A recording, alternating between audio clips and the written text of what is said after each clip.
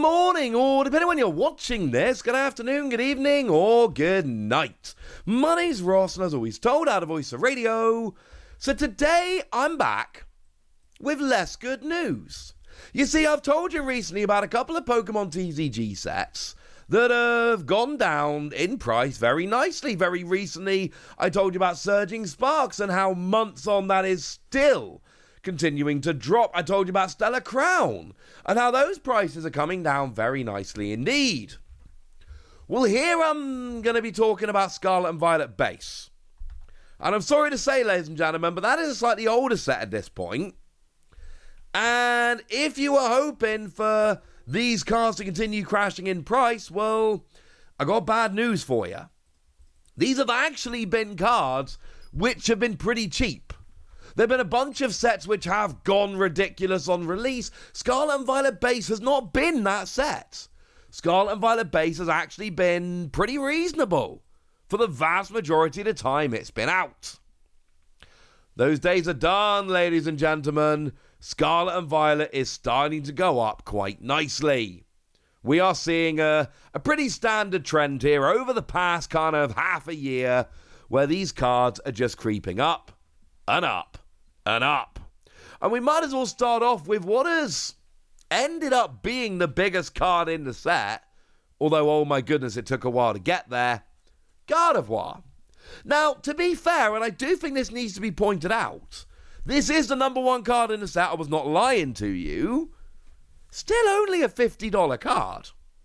Now, to be fair, 6 months ago, it was like a $28 card. But it's still basically doubled in value in the past 6 months. And actually, to be fair, it kind of shot up by the end of the year.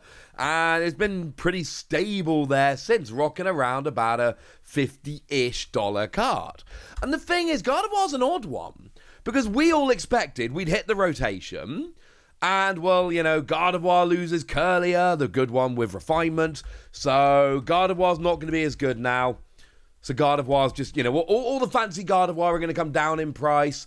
Gardevoir's going to be less sought after, blah, blah, blah. Didn't happen. It did lose Gardevoir to the rotation. We all knew that had to happen. But in terms of Gardevoir not being good anymore, Gardevoir's still good, dudes. And that means that this Gardevoir is probably only going to keep going up and up and up. But of course, here's what gets interesting.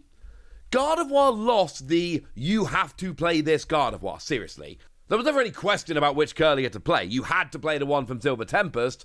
It was seen as a thing that made the deck good. Well, now there isn't that Curlier that you have to play. So now you can play the Illustration Rare, the one from Scarlet and Violet Base. What's happened to that over the past 6 months? Yeah, that one's gone up from a $12, $13 card up to a $30 card. This has more than doubled in value in the past 6 months. And I know it's, you know, only $30, but $30 for an Illustration Rare is pretty impressive. $30 for a card that was $13 just 6 months ago? That is pretty interesting. We're seeing them go up across the board, and not to be outdone, of course, we might as well finish off the set with Routes, which has gone up from a $16 card up to a $32-ish card. Again, more than doubling. The difference was you could have played this Routes pre-rotation, whereas a Curlier you couldn't have. So that's why the Routes generally gets a little bit of a head start. Also worth pointing out, of course, that the basics you can always, play 4 of, whereas the stage 1s, unless they've got a good ability, you generally don't always play 4. Although in a post-Badoo world, maybe you do. I don't know. Point is, this entire evolution line has gone up. The thing is, it's not just playability. Because now with all 3 cards on the screen at the same time, we can look at this and we can go, oh, yeah, you've got the whole picture thing going on. You've got that story being told between the 3 cards. And that's pretty gosh darn relevant. Because this means that it becomes a lot more collectible, a lot more sought after. People want to have the trio here, and certainly looking back in years' time, people are going to look back on Scarlet and Violet Base, and this trio of cards is going to be one of the iconic group of cards from the set. You add that all up together and you go, oh yeah, I suppose it kind of makes sense that these three have gone up. What I find very interesting, we're going to look at a bunch more that have gone up, don't worry, there are a bunch of them. What I find interesting is it's not every card that's going up. Take Miraidon, for instance. Past 6 months, it's gone from $15 up to nearly $30, back down to $20. Now, as far as I'm concerned, it's a top 3 card in the set. The best card in the set is Great Tusk. Second is probably Iron Treads, but then you get past the two of them, and this is the best card in the set. So like I say, oh no, I'm lying to you, Penny! Penny is the best card in the set.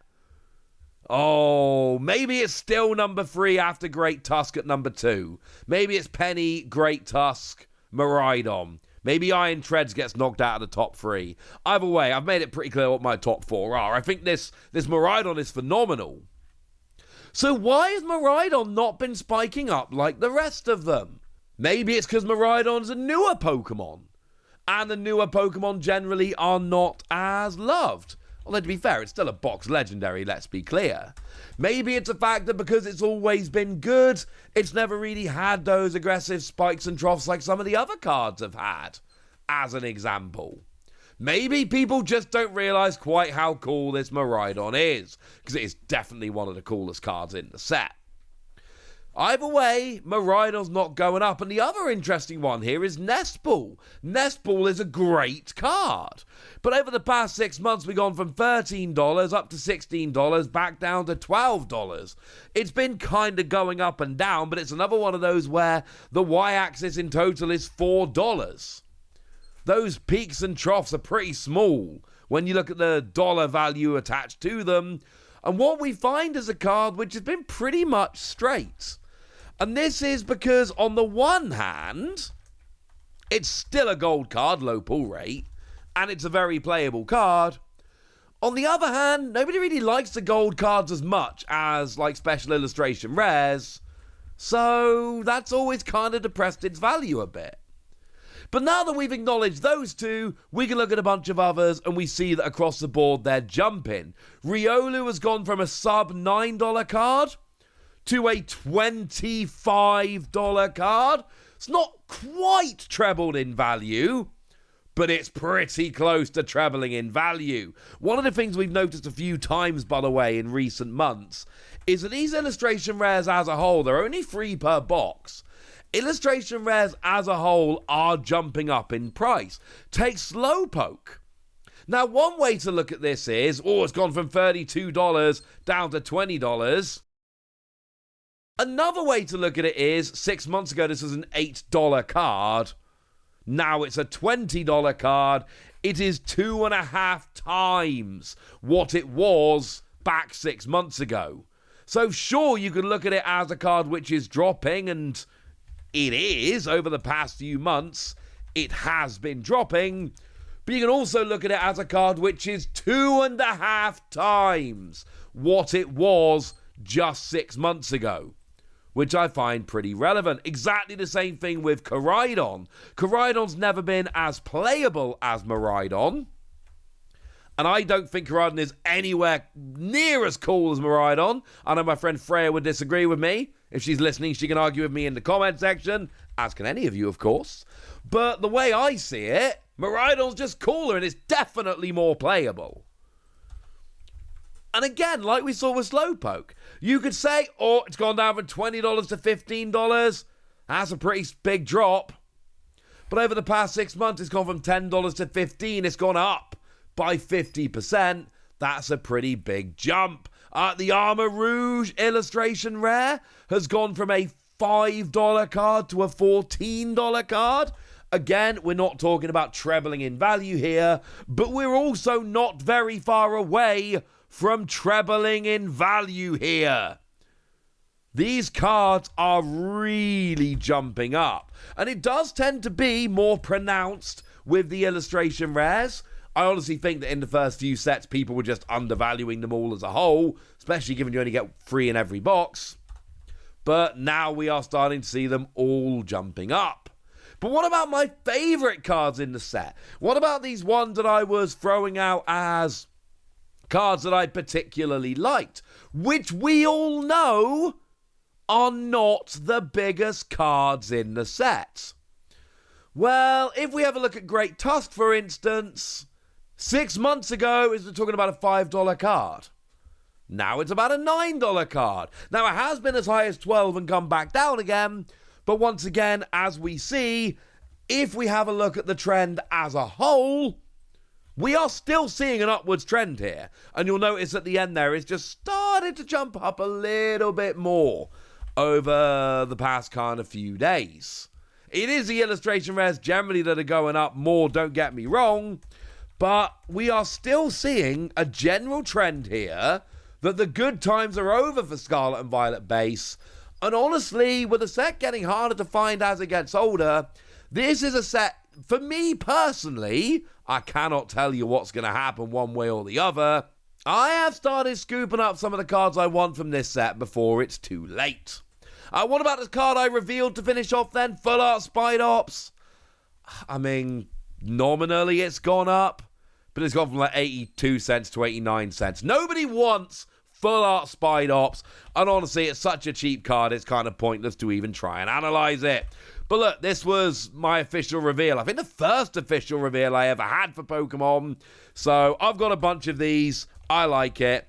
I understand that not everyone's in agreement. The lesson here, though, is very simple. Scarlet and Violet base is generally trending up.